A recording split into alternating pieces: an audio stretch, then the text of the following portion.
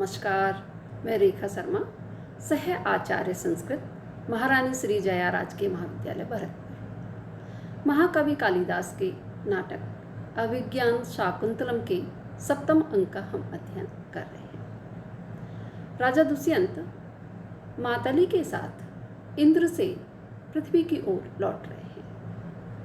लौटते हुए रास्ते में मारीच ऋषि का आश्रम दिखाई पड़ता है। राजा दुष्यंत उनसे मिलने की इच्छा प्रकट करते हैं अथवा कहते हैं कि जो महापुरुष हैं उनका अतिक्रमण करके जाना उचित नहीं है, अतएव उनका आशीर्वाद अवश्य ही प्राप्त कर लेना चाहिए। उसी संदर्भ में आप आगे देखिए बच्चों। राजा तेन ही अनतिक्रमणीयानि श्रेयांसी, राजा कह रहे हैं तो जो श्रेयांसी महापुरुष हैं उनका अनतिक्रमणीयानि उल्लंघन करके नहीं जाना चाहिए। प्रदक्षिणीकृत्य भगवंतम गंतुम इच्छामि, मैं उनसे प्रदक्षिणा करके अथवा उनका सत्कार करके यहाँ से जाने की इच्छा करता हूँ। मातली प्रथमा कल्पः, आपका उत्तम विचार है। नाट्येन अवतीर्णो, रथ के उतारने का अभिनय करते हैं। आगे देखिए। राजा सविस्मयम आश्चर्यपूर्वक उपोड शब्दानर्थांगनेमया प्रवर्तमानं नाचा दृश्यते रजः अभूतल स्पर्शतया अनिरुद्धत तव अवतीर्णो अपि रथो न लक्ष्यते। राजा दुष्यंत जो हैं, जब रथ उतरता है तो एक जो मानव का रथ होता है उसमें, और ये किसका रथ है? इंद्र का रथ है। दोनों की रथ में जो अंतर है उसको देख करके आश्चर्यचकित हो जाते हैं। और उसी संदर्भ में आगे कह रहे हैं कि अभूतल स्पर्शतया, पृथ्वी का स्पर्श नहीं करने के कारण रथांगने में उपोड़ शब्दाना, जो रथ के पहिए हैं उनके द्वारा किसी प्रकार का उपोड़ शब्दाना शब्द नहीं किया गया है। रजा चा न प्रवर्तमाना दृश्यते, और जो धूल है वह उड़ती हुई दिखाई नहीं पड़ रही है। अनिरुद्धत अवतीर्णो अपि रथो न लक्ष्यते, और उतरा हुआ भी यह जो आपका रथ है उतरा हुआ दिखाई नहीं पड़ रहा है।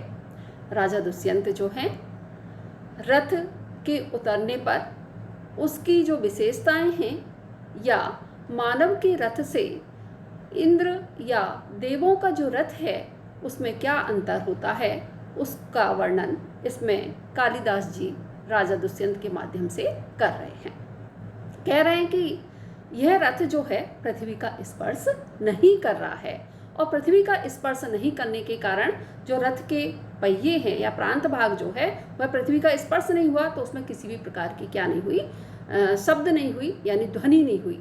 वैसे सामान्य चाहे आपने रथ नहीं देखा होगा तो बस वगैरह तो देखिए ना, बस जैसे ही एकदम रुकती है या आप अपना कोई भी व्हीकल चला रहे हैं उसको एकदम रोकते हैं तो क्या होता है, आवाज़ होती है, क्योंकि वह पृथ्वी से स्पर्श किए हुआ रहता है। और एकदम से रुकते हैं तो वहाँ धूल वगैरह भी उड़ती है। तो कह रहे हैं कि ये पृथ्वी का स्पर्श नहीं करने के कारण जो रथ है उसके द्वारा किसी भी प्रकार का शब्द नहीं किया गया है। दूसरा, उड़ती हुई धूली जो है वह भी नजर नहीं आ रही है। इस कारण से तुम्हारे द्वारा यह रथ रोक दिया गया है, फिर भी यह रुका हुआ नजर नहीं आ रहा है। सामान्य रथ और जो देवादि गण हैं उनके रथ में जो भिन्नता होती है उसका इसमें वर्णन किया गया है। देखिए आगे।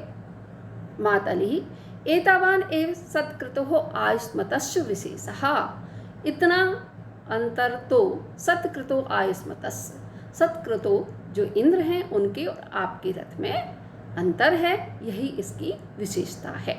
राजा मातले कथम अस्मिन् प्रदेशे मारीच आश्रमः, राजा पूछ रहे हैं हे मातली किस प्रदेश में मारीच ऋषि का आश्रम है।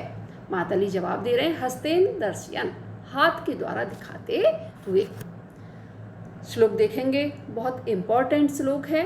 वल्मीक अग्र निमग्न मूर्ति उर्सहा संदष्ट सर्प त्वचा कंठे जीर्ण लता प्रतान वलयेन अत्यर्थ संपीड़ितः अंश व्यापी सकुंत नीर्ण निचितम बिभ्रज जटामंडलम यत्र स्थाणु इव अचलो मुनि असौ अभ्यर्क बिंबम स्थिता।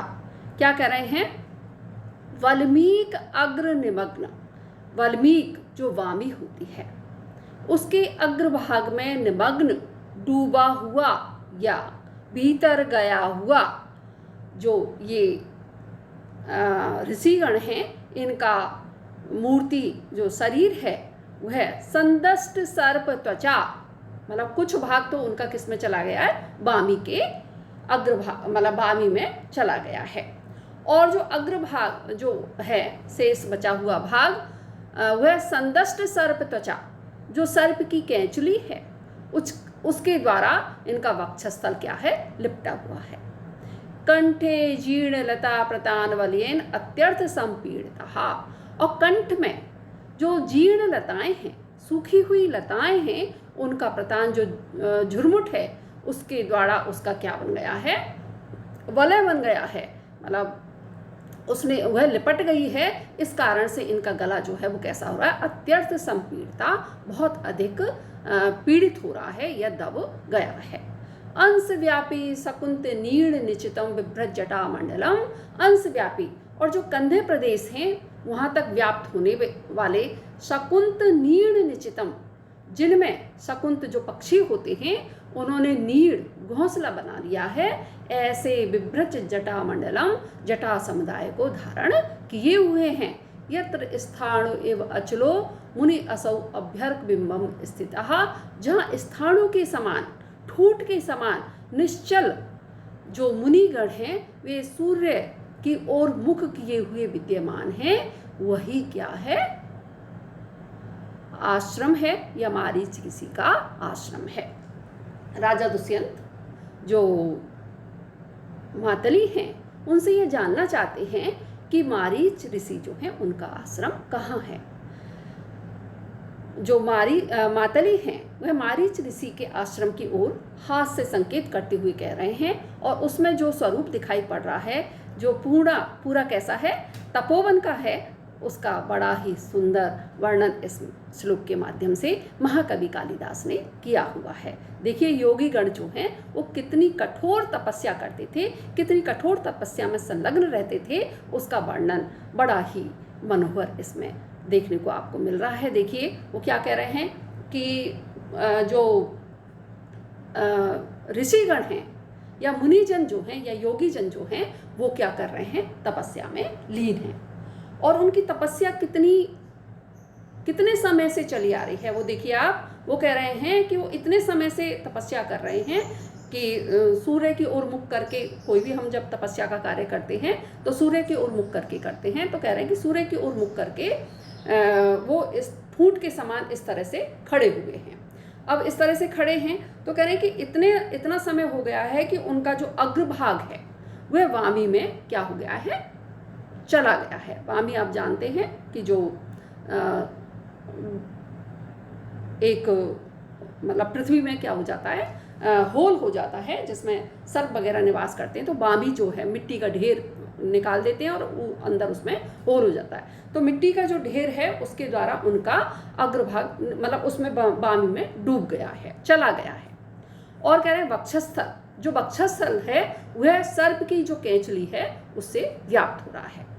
और कंठे जो गला है, जब इतना तो उनका सर्प की कैंचली से लिपटा हुआ है, जो गला है उसमें आप जानते हैं जंगलों में जब सूखी लताएं हैं, जब हवा चलती है तो सूखी लताएं जो है वो क्या करती हैं? उड़ करके इस तरह से जाती हैं हवा के साथ साथ, तो वे उनके गले में क्या हो गई हैं? लिपट गई हैं। और उसके कारण उनका जो वह वलय मतलब एक तरह से कंगन की तरह हो गई, इस तरह से चारों ओर लिपट गई हैं, जिसके कारण उनका जो गला है वह अत्यंत पीड़ित हो रहा है। और ये देखिए आगे क्या कह रहे हैं? अंश व्यापी सकुंत नीड़ निचितम बिभ्रज जटा मंडलम। उनका जो जटा समुदाय है, बाल इतने लंबे लंबे हो गए हैं कि जो पक्षी हैं उनके द्वारा ऐसा सोचा जा रहा है कि ये क्या है, वृक्ष की शाखाएं हैं या इस तरह से वे निश्चिंत होकर के उसमें क्या बना लिया, उन्होंने घोंसला बना लिया है। इतने कंधों तक व्याप्त उनके जटा समुदाय हो रहे हैं जिनमें पक्षियों के घोंसले विद्यमान हैं, और ठूंठ के समान, जिस तरह से ठूंठ होता है इस तरह से निश्चल गति से सूर्य की ओर मुख किए हुए मुनिगण जहाँ विद्यमान हैं वो क्या है, मारीच ऋषि का आश्रम है। इतना सुंदर और मनोहर और इतना कठोर तपस्या वाला स्थल भारत में ही हो सकता है बच्चों, और मारीच ऋषि के आश्रम का बड़ा ही सुंदर वर्णन इस श्लोक के माध्यम से महाकवि कालिदास ने आपके समक्ष उपस्थित किया है। तो देखिए, हमारी जो सनातनी महान परंपरा है उसका दिग्दर्शन इसमें बड़ा ही मनोहरतापूर्वक हम लोग कर रहे हैं। अब इसमें बच्चों टिप्पणियाँ देख सकते हैं। एतावान शब्द आया इसमें, इंद्र के और आपके रथ में इतना ही अंतर है। तुम्हारा जो रथ है वह तो पृथ्वी को छूता है और उनका रथ जो है पृथ्वी को नहीं छूता है। जिस प्रकार देवगण जो है पृथ्वी का स्पर्श नहीं करते हैं, वैसे ही उनका जो रथ है वह भी पृथ्वी को स्पर्श नहीं करता है। बल्मीक अर्थ, दीमक जो है मिट्टी का ऊंचा ढेर कर लेती है, ये आप जानते हैं, उसे बल्मीक या बमी कहते हैं। उसमें उनका आधा शरीर दबा हुआ है या छिपा हुआ है। यह मारीच आश्रम में किसी अन्य ऋषि का वर्णन है, मारीच का नहीं है। कवि ने समाधिस्थ जो व्यक्ति हैं उसका या समाधिस्थ जो भी हैं उनका बहुत ही सुंदर वर्णन इसमें किया है। बल्मीके अर्धा निमग्नहा मूर्ति यस्य साहा, इस तरह से यहाँ बहुब्री समास हुआ है। संदष्ट, जिसके गले में सांप की केंचली लिपटी हुई है। संदष्ट लगी हुई है, लिपटी हुई है। स्थाणु के पक्ष में इसमें अर्थ होगा जिसके मध्य में केंचली लगी हुई है। संदष्टा सर्पस्य त्वक यत्र तेन, इस तरह से यहाँ बहुब्री समास हुआ है। जीर्ण, जीर्ण लता प्रतान शब्द आया, गले में सूखी लताएं लिपटी हुई हैं। जीर्णा नाम लता प्रताना नाम वलयेन, इस तरह से यहाँ तत्पुरुष समास हुआ है। प्रतान लताओं के तंतु, वलय घेरा होता है। अत्यर्थ बहुत पीड़ित, अत्यर्थ संपीड़ित, अंश व्यापी कंधों पर फैली हुई। शकुंत नीड़ निचितम, जटाओं में पक्षियों के घोंसले बने हुए थे।